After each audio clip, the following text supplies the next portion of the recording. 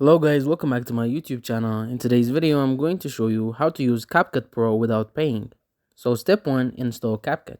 First, make sure you have downloaded the latest version of CapCut from the Play Store or App Store. After installing, open the app and log in with your TikTok, Google or Apple account.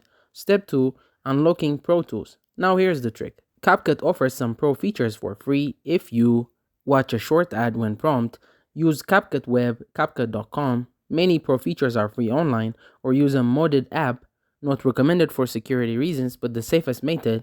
Go to Template, select a pro template, and click Edit with Template.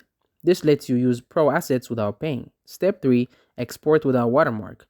After editing, tap Export at the top to remove the watermark. At the end screen, deselect CapCut Ending, then export in HD without logging in or upgrading.